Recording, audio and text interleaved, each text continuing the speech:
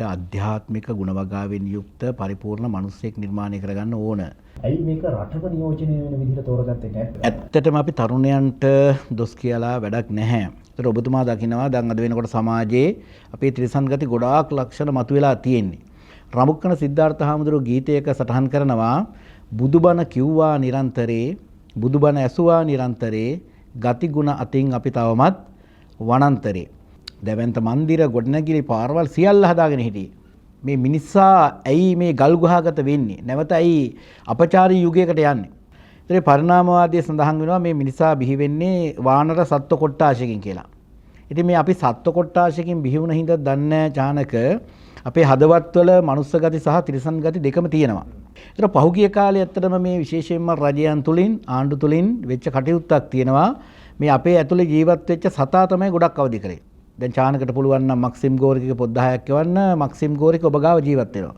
Anton චෙකෝෆ්ගේ පොත් 10ක් කියවන්න ඔහු ජීවත් වෙනවා. භෞතික පරිසරයේ ලක්ෂණක් අපිට අවශ්‍යයි. සහකම්පනයක් තියෙන චානක.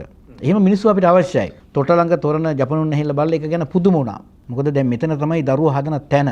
විශේෂයෙන්ම ඉදිරිදි බලාපොරොත්තු වෙනවා අපි සතියකට දවසක්වත් ගමක මේ වගේ වැඩසටහනක් හැන්දෑවට කරන්න. පැය 8ක් වැඩ කරනකොට අපේ මේ මසල්ස් ගෙවෙනවා.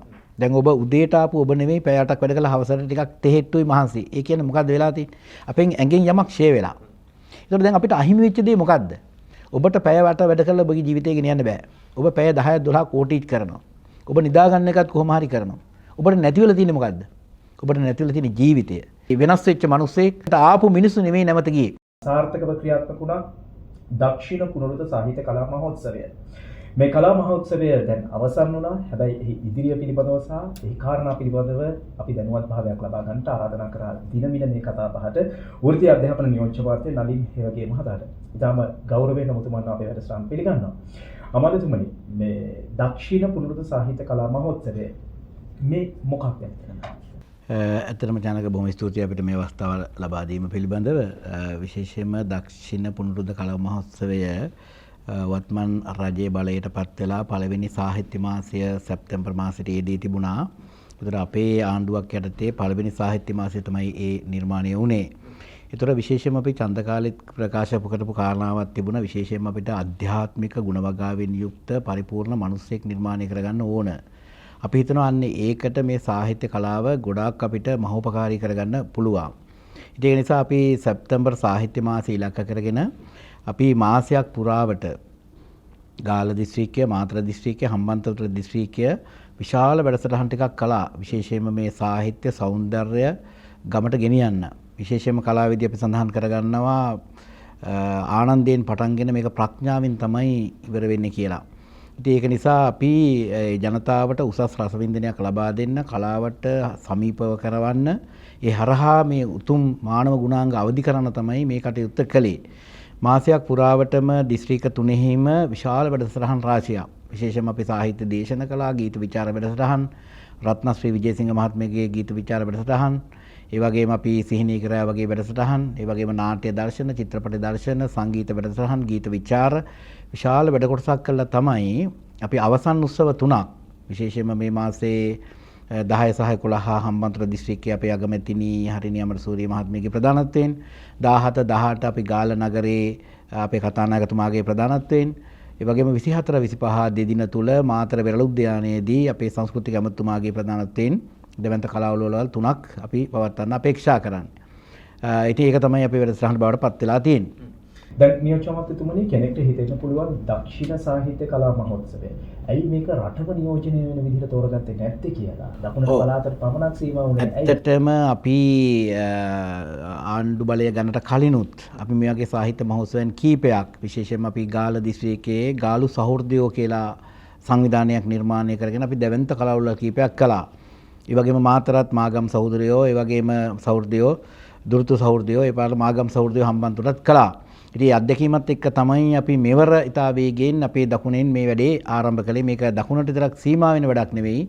අපි අනිවාර්යයෙන්ම මේක රටට ව්‍යාප්ත කරන, රටේම කලා ප්‍රබෝධයක් ඇති කරන, සංස්කෘතික නව දැක්මක් සහිත සංස්කෘතික මිනිසෙක් නිර්මාණය කිරීම තමයි අපි මේකේ ඒකායන අභිලාෂය බවට පත් වෙලා තියෙන්නේ. නියෝජ්‍යමතුමනි සාහිත්‍ය කලාවත් එක්ක වර්තමාන තරුණ ප්‍රජාව ගත්තොත් ටිකක් ඈතට ගිය තරුණ ප්‍රජාවක් තමයි දකින්න ලැබෙන්නේ. මේ වැඩපිළිවෙල හරහා කොයි වගේ අභියෝගයක් වුණාද ඔවුන්ව මේ වැඩසටහන සඳහා සම්බන්ධ කරගන්න. ඇත්තටම අපි තරුණයන්ට දොස් කියලා වැඩක් නැහැ. විශේෂයෙන්ම තරුණයන් මේකට අයින් වෙන්න සාහිත්‍ය කලාවෙන් අයින් වෙන්න හේතුවක් තිබුණා. ඉතින් අපි හිතනවා මේ හේතුවට තමයි අපි උත්තරේ දෙන්න ඕන. විශේෂයෙන්ම මේට අවුරුදු 10 ගානකට කලින් ඇරිස්ටෝටල් කියලා දාර්ශනිකයා කියනවා සාහිත්‍යයෙන් කලාවෙන් විනිර්මුක්ත වූ මිනිසා ලංවන්නේ තිරසනාටයි කියලා. ඒතර ඔබතුමා දකිනවා දැන් අද වෙනකොට සමාජයේ අපේ තිරසන් ගති ගොඩාක් ලක්ෂණ මතුවලා තියෙන්නේ.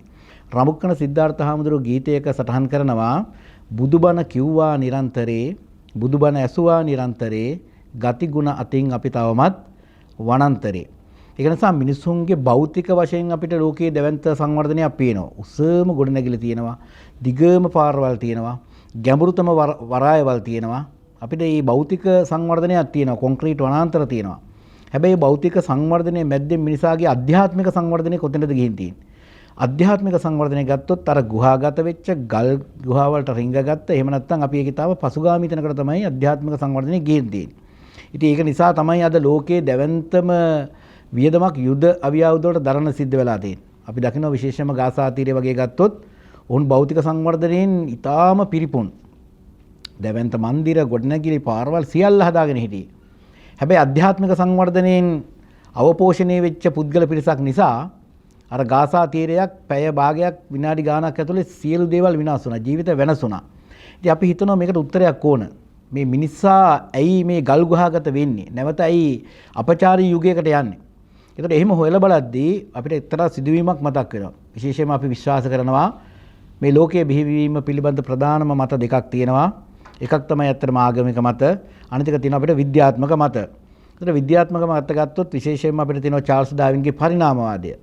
ඒතර පරිණාමවාදයේ සඳහන් වෙනවා මේ මිනිසා බිහි වෙන්නේ වානර සත්ව කොට්ටාශයකින් කියලා. ඉතින් මේ අපි සත්ව කොට්ටාශයකින් බිහි වුණ හින්දා දන්නේ චානක අපේ හදවත්වල මනුස්ස ගති සහ තිරිසන් ගති දෙකම තියෙනවා. එතකොට සමාජයක් ආණ්ඩුවක් අපි මොකටද පෙළඹෙන්න ඕන? අපි පෙළඹෙන්න ඕනේ මේ මානවයාගේ ඇතුළේ ජීවත් වෙන සතා යටපත් කරලා මිනිස්සයා උද්දීපනය කරන්න, මනුෂ්‍යත්වය වර්ධනය කරන්න. ඒතර පහුගිය කාලේ ඇත්තටම මේ විශේෂයෙන්ම රජයන් තුලින් ආණ්ඩු තුලින් වෙච්ච කටයුත්තක් තියෙනවා. මේ අපේ ඇතුළේ ජීවත් වෙච්ච සතා තමයි ගොඩක් අවදි කරේ. මත්ද්‍රව්‍ය වැඩියෙන් එනකොට, ඒ වගේම අපචාර සිදුවීම් එනකොට මේවෙන් අවදි වෙන්නේ අර සතා තමයි අවදි වෙන්නේ. එහෙනම් අපි සතා යටපත් කරලා මිනිස්සු අවදි කරන්න නම් මොනවද කරන්න ඕන? අපි හිතන ඒකදී කලාවට ගොඩාක් දේවල් කරන්න පුළුවන්. විශේෂයෙන්ම ගීතයක් රස විඳිනකොට අපි දන්නවා විශේෂයෙන්ම මක්සිම් ගෝර්කි කියන ලේඛකයා සඳහන් කරලා තියෙනවා හොඳ ලේඛකයෙක්ගේ පොත් 10ක් ඔබ කියවනවා නම් ඒ ලේඛකයා ඔබ ගාව ජීවත් වෙනවා. දැන් චානකට පුළුවන් නම් මක්සිම් ගෝර්කිගේ පොත් 10ක් කියවන්න මක්සිම් ගෝර්කි ඔබ ගාව ජීවත් වෙනවා. ඇන්ටන් චෙකෝෆ්ගේ පොත් 10ක් කියවන නම් ඔහු ජීවත් වෙනවා. රත්නශ්‍රී විජේසිංහ මහත්තයා, මාර්ටින් වික්‍රමසිංහ මහත්තයා, මහගම සේකර මහත්මයා මේ ඔවුන් අප ගාව ජීවත් වෙනවා. ඒකට අපේ දරුවට පුළුවන් නම් හොඳ ලේඛකයෙක්ගේ පොත් 10ක් කියවන්න ඔහු අපේ ගාව ජීවත් වෙනවා කියන්නේ ඒ දරුවා දකින්න ලෝකේ හරි පළල්. ඌට ප්‍රශ්නයක් ආවට පස්සේ මග පෙන්නනවා ගෝර්කි. ඌට ප්‍රශ්නයක් ආවට පස්සේ විරාගයේ අරවින්ද මග පෙන්නනවා. අපේ දරුවෝ ගාව දෙයක නැහැ. හරි දරුවෝ පටු වෙලා තියෙන්නේ. ඒ නිසා අපිට අවශ්‍යයි මේ පුළුල් මානවයෙක් හදාගන්න. අපි හිතනවා මේක සාහිත්‍යයට කලාවට ගොඩාක් කරගන්න පුළුවන් කටයුත්තක් කියලා. ඉතින් ඒ වෙනුවෙන් තමයි මේ සද් ව්‍යායාමයට අත ගහලා මේ මානව සමාජය පෝෂණය කරවන්න. විශේෂයෙන්ම අපි දන්නවා දැන් අපි වත්මන් රජයේ ප්‍රධාන පියවරල් තුනක් කුළුණු තුනක් මත තමයි මේක අපි දියුණු කරන්න බලාපොරොත්තු වෙන. එකක් තමයි අපේ පවර්ටි එලිවේෂන් එක තියෙනවා, දුප්පත්කම තුරන් කිරීම. අනිත් එක අපිට ඩිජිටල් කරණය තියෙනවා, ඩිජිටලයිසේෂන් තියෙනවා. තුන්වෙනි එක තමයි ක්ලීන් ඉන් ශ්‍රී ලංකා, ක්ලීන් ශ්‍රී ලංකා වැඩසටහන. ඒක ක්ලීන් ශ්‍රී ලංකා වැඩසටහනේ ප්‍රධාන දෙකක් තියෙනවා. එකක් තමයි මේ භෞතික පරිසරය, ෆිසිකල් බියුටිෆිකේෂන් එකක් අපිට අවශ්‍යයි. භෞතික පරිසරයේ ලක්ෂණක් අපිට අවශ්‍යයි. ඒ වගේම තමයි අපිට ස්පිරිචුවල් පියුරිෆිකේෂන් එකක් ඕන. අධ්‍යාත්මික පවිත්‍රකරණයක් ඕන. මොකද භෞතික පරිසරය ලස්සන කලාවට වැඩක් නැහැ. මිනිස්සුන්ගේ සිත් කිලිටි නම් අධ්‍යාත්මික වශයෙන් බිඳ වැටිලා නම් ඕන් අපි කොච්චර මේක පරිසරය පිරිසුදු කරත් නැවත අපිරිසුදු කරනවා. එහෙනම් ඒකට මොකද්ද වැඩියෙන්ම වෙන්න ඕන අපිට හිතෙනවා අධ්‍යාත්මික පරිපූර්ණතාවය ගොඩනගා ගන්න ඕන. ඉතින් මෙන්න මේ සියල්ලත් එක්ක තමයි අපි අදහස් කළේ අපිට නව සංස්කෘතික මිනිසෙක් ඕන. හික්මීමක් තියෙන, විනයක් තියෙන, දැක්මක් තියෙන, අනාගත සත්වයා ගැන හිතන, මේ ගහකොළට සතා සිව්පාවට ආදරය කරන නව මිනිසෙක් අපිට අවශ්‍යයි. අපි හිතනවා මේ මිනිසා මේ සමාජ ක්‍රමය ඇතුලේ බිහි වෙලා නැහැ. ඒ නිසා අන්න එහෙම මිනිස්සු ගැන හිතන විශේෂයෙන්ම සහකම්පනයක් තියෙන චානක. එහෙම මිනිස්සු අපිට අවශ්‍යයි. අනිවාර්යයෙන්ම නියෝජ්‍යමතුමනි දැන් සංස්කෘතියෙන් හෙබි මිනිසෙකු වෙනුවෙන් තමයි මේ වැඩ පිළිවෙල ක්‍රියාත්මක වුනේ. ඒ සමගම විශේෂයෙන්ම අපිට පහුගිය කාලේදී දකුණු පළාතෙන් ඔබතුමා නියෝජනය කරන පළාතෙන් ඇහෙන්න ලැබුණේ පාතාලයේ මත්ද්‍රව්‍ය සම්බන්ධයෙන් නිරන්තරයෙන්ම කියවුණ ඇතැම් කාරණා සම්බන්ධයෙන්. මේක කොහොමද මේ වැඩ පිළිවෙල හා ගොනු කරගන්නේ? විශේෂයෙන්ම මට මතක් වෙනවා කුස්වාන් සිං අන්තිම දුම්රිය. එහිදී කුස්වාන් සිං කියනවා මේ අපරාධකාරයෝ බිහි වෙන්නේ නැහැ. සමාජයක ක්‍රියාකාරීත්වය විසින් අපරාධකාරයන් නිර්මාණය කරනවා. කවුරුවක් මේ උපදිනකොට අපරාධකාරයෙක් නෙවෙයි. දරුවෙක් උපදින්නේ බොහොම සිනා මුහුසු මොහොනින් එහෙම තමයි දරුවෙක් උපදින්නේ.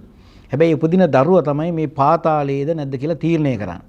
ඒක හින්දා මං හිතන්නේ පාතාලයට බැනලා වැඩක් නැහැ. පාතාලයේ බිහි වෙන පරිසරය වෙනස් කරාට පස්සේ අපි හිතනවා පාතාලය විනිර්මුක්ත වෙයි කියලා අපි විශ්වාස කරනවා.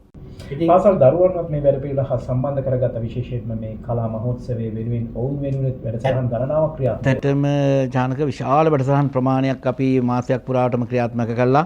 අවසානයේ අපි මම හිතන්නේ මේ තමයි ලංකාවේ කරන මම දන්න දැවැන්තම කලා උළෙල.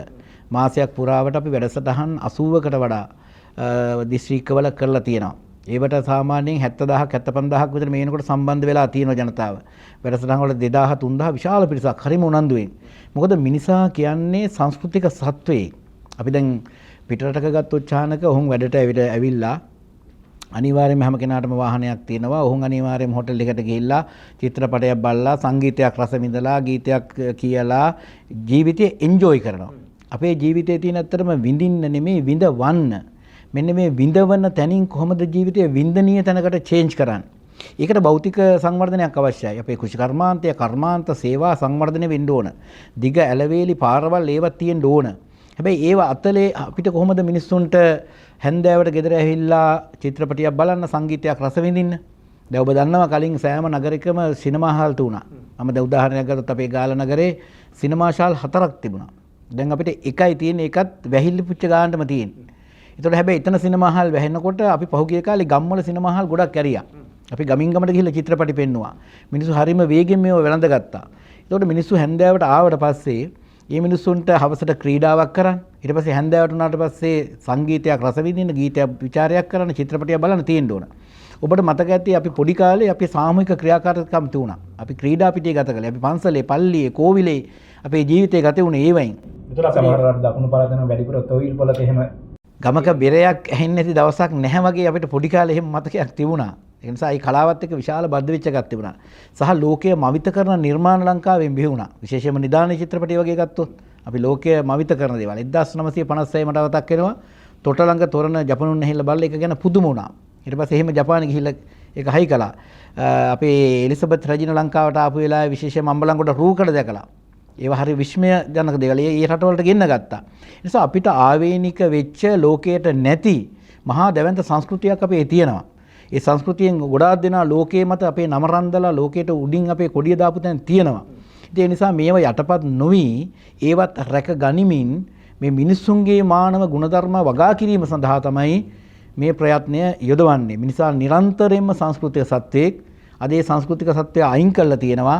විශේෂයෙන්ම මේ ෆෝන් එකකට ලඟු වෙච්ච දරුව පවා හුදකලා වෙච්ච මේක වෙනස් කරලා සාමූහිකත්වයේ හදන තමයි අපේ ඒකායන පරමාර්ථය බවට පත් වෙලා තියෙන්නේ. අනිවාර්යයෙන් වත්මන් රජයේ ලස්සන ජීවිත පොහොසත් රටක් වෙනුවෙන් තමයි කැපවී ක්‍රියා කරන්නේ. ඒ අනුව දක්ෂිණ ගුණරද සාහිත්‍ය කලා මහෝත්සවය මේක නගරය කේන්ද්‍ර කරගත්ත වැඩපිළිවෙලක් නොවේ. ගමට ගියේ කොහොමද මේ වැඩපිළිවෙල?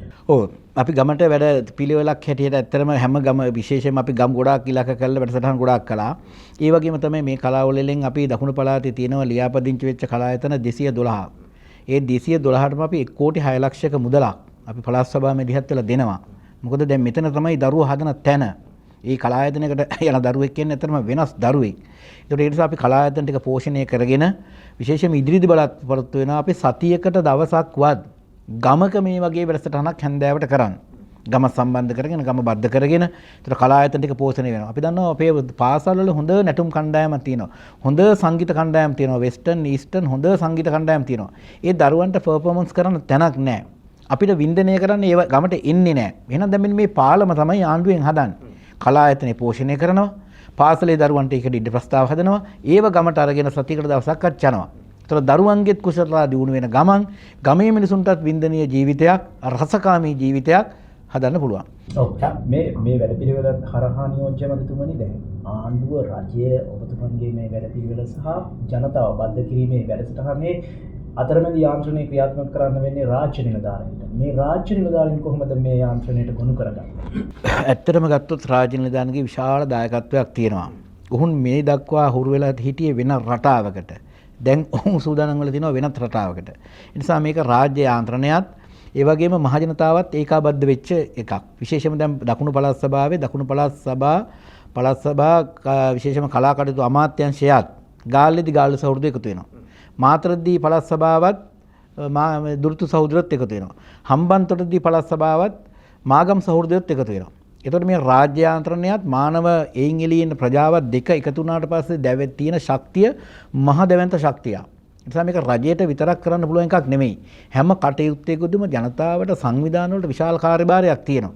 අපි දෙගොල්ල එකතු වුණොත් අපි හිතනවා කළ නොහැක්කක් නොමත කියලා ඒකෙන් තමයි අපි ඉදිරියට යන බලාපොරොත්තු වෙන්නේ. දැන් නියෝජ්‍ය මන්ත්‍රීතුමනි ඊළඟ ප්‍රශ්නය මේක දකුණු පළාතට විතරක් කේන්ද්‍ර වෙයිද? ඉදිරියේදී මේ වැඩපිළිවෙල කොහොමද ක්‍රියාත්මක වන්නේ? ජාතික වශයෙන් වැඩපිළිවෙලක් කරහා දක්ෂිණ පුනරුද සාහිත්‍ය කලා මහෝත්සවයේ ගමන් කරාවේද? ඔව් අපේ අපේක්ෂාව තියෙන්නේ විශේෂයෙන්ම ලොකු අරමුණක් අපිට තියෙන. අපි කුඩා මිනිස්සු වෙන්න පුළුවන්. අපිට ලොකු අරමුණක් තියෙනවා. ඒ අරමුණ ගත්තොත් අපිට ලෝකේ චානක ධනයෙන් ප්‍රධාන තැනට එන්න අමාරුයි. ධනයෙන් අපි පළමු රට බවට ලෝකෙපත් වෙන්න අමාරුයි. හැබැයි දැනටමත් අපේ ගත්තොත් පරිසර පද්ධතිය, අලංකාරත්වය, මේක පිහිටි තැන. ඒ නිසා අපිට ලස්සන රටක්, සුන්දර රටක් තියෙනවා. ඒ වගේම අපි හිතනවා අපිට ධනයෙන් පළවෙනි තැනට එන්න බැරි වුණාට අපිට ලෝකයේ සතුටින්ම මිනිස්සු ඉන්න රටක් බවට ඒ රටවල් කීපය අතරට අපිට එන්න පුළුවන් කමක් තියෙනවා. අපි උත්සාහ කළොත් මොකද කවුරුත් චානක අපි අවුරුදු 200 300ක් ජීවත් වෙන්නේ නැහැ. අපි හැමෝම අවුරුදු 50ක් 60ක් 70ක් ජීවත් වෙලා මැරලා යන මිනිස්සු. මේ කෙටි කාලයේ ජීවිතයේ තියෙන විඳවන්න නෙමෙයි වින්දනය කරන්න. ඒ නිසා අපි හිතනවා අපේ මේ ආර්ථික ක්‍රියාමාර්ගය ඇතුළේ මිනිසුන්ට 3 වේල කාලා හොඳට ඉස්කෝලේකට ගිහිල්ලා සෞඛ්‍ය පහසුකම් ටික දෙන ගමන් භෞතික හදන ගමන් අධ්‍යාත්මිකව මිනිසුන්ට සතුටුමත් ජීවිතයක් කරගන්න. ඒ නිසා අපි හිතනවා ලෝකේ ධනවත්ම රට වෙන්න බැරි වුණාට අපේ ඉලක්කයක් තියෙනවා උත්සාහයක් තියෙනවා අපි එක කවදා හරි හදනවා. ඒ තමයි ලෝකේ සතුටින්ම මිනිස්සු ඉන්න රටක් බවට. ඒ රටේ මද්ද්‍රව්‍ය තියෙන්න බෑ. ඒ රටේ පාතාලය තියෙන්න බෑ. ඒ රටේ නීති දෙකක් තියෙන්න බෑ. ඒ රටේ නීති හැමෝටම සමාන වෙන්න ඕන කියලා අපි හිතනවා. ඒ රටේ සංස්කෘතික ජීවිතයක්. මොකද විශේෂයෙන්ම චන්දන අපිට පැය 24ක දවසක් ලැබිලා තියෙන්නේ මොකටද? පැය 24ක් තියෙන්නේ පැය 8ක් වැඩ කරන්න ඕන. වැඩ කරන්නේ නැති සමාජයක් පවතින්නේ නැහැ. පැය 8ක් වැඩ කරනකොට අපේ මේ මසල්ස් ගෙවෙනවා. දැන් ඔබ උදේට ආපු ඔබ නෙමෙයි පැය 8ක් වැඩ කළා හවසට ටිකක් තෙහෙට්ටුයි මහන්සි. ඒ කියන්නේ මොකද්ද වෙලා තියෙන්නේ? අපෙන් ඇඟෙන් යමක් ෂේ වෙලා. එතකොට ඒක වර්ධනය වෙන්න පැය 8කට අපිට විවේකයක් ඕන. හෙට දවසේ වැඩට යන්න. ඒතර පැය 16ක් ඉවරයි. ඉතුරු පැය 8 තියෙන්නේ මොකටද?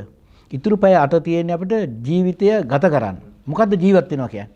ජීවත් වෙනවා කියන්නේ අපි දරුවොත් එක්ක ඉන්න ඕන. අම්මා තාත්තත් එක්ක ඉන්න ඕන. බිරිඳලත් එක්ක ගත කරන්න ඕන. පවුලේ අවට මිනිසුත් එක්ක ගනුදෙනු කරන්න ඕන. පන්සලට, පල්ලියට, කෝවිලට, දහම් පාසලට, ඉරිදා පාසලට යන්න ඕන.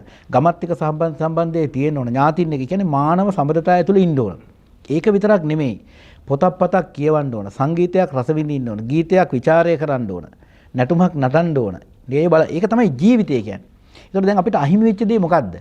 ඔබට පැය 8 වැඩ කරලා ඔබගේ ජීවිතය ගෙනියන්න බෑ. ඔබ පැය 10 12 කෝටිච් කරනවා. ඔබ නිදා ගන්න එකත් කොහොම හරි කරනවා. ඔබට නැති වෙලා තියෙන්නේ මොකද්ද?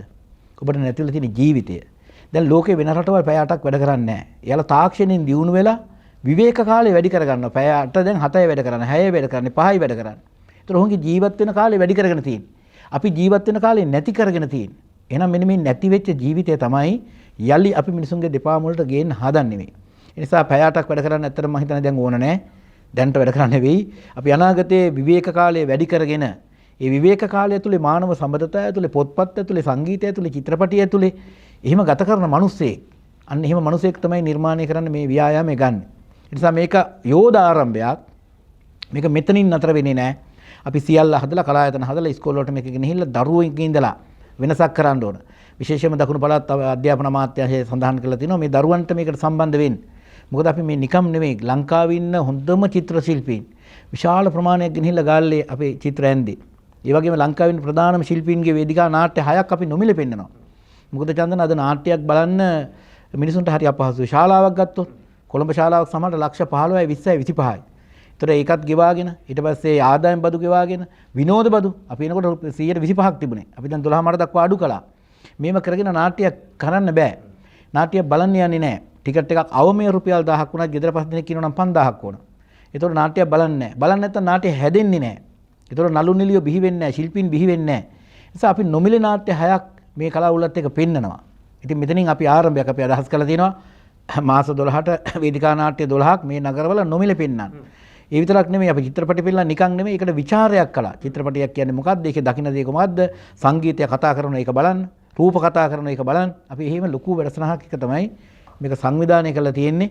ඉතින් දහස් ගණන් මේකට සම්බන්ධ වෙනවා. අපි දැක්කා විශේෂයෙන්ම හම්බන්තොට අගමැතිතුමිය ආපු උත්සවයේ දහස් ගණන් මිනිස්සු හරි සතුටින් එතෙන්ට ආපු මිනිස්සු නෙමෙයි නැවත ගියේ. මේ වෙනස් වෙච්ච මිනිස්සෙක්, සමාජය ගැන හිතන මිනිස්සෙක්, අර සහකම්පනයේ සහිත මිනිස්සෙක්. අපි හිතන අපිට හදන්න පුළුවන් කියලා. හොඳ වැඩසටහනක් සංස්කෘතිකමය මිනිසෙක් ගොඩනැගීම වෙනුවෙන් රසවින්දනාත්මක පුරවැසියෙක් බිහි කිරීම තමයි මේ වැඩසටහනේ මුඛ්‍ය අරමුණ වන්නේ. අපි මේ වැඩසටහන අනුව දක්ෂිණ පුරුදු සාහිත්‍ය කලා මහෝත්සවය තවදුරටත් යෝධ පියවරක් ඉදිරියට තබන්න ඔබතුමා ඇතුළු කණ්ඩායමට සුබ පතනවා, රජයට සුබ පතනවා. අපි ස්තුතිවන්ත වෙනවා අද දවසේදී දින වෙනුවෙන් මේ පිළිබඳ පැහැදිලි කිරීමක් කරන්න පැමිණි වෘත්තීය අධ්‍යාපන නියෝජ්‍ය අමාත්‍ය නලින් හේවකේ මහත්මයා. බොහොම ස්තුතියි. බොහොම ස්තුතියි.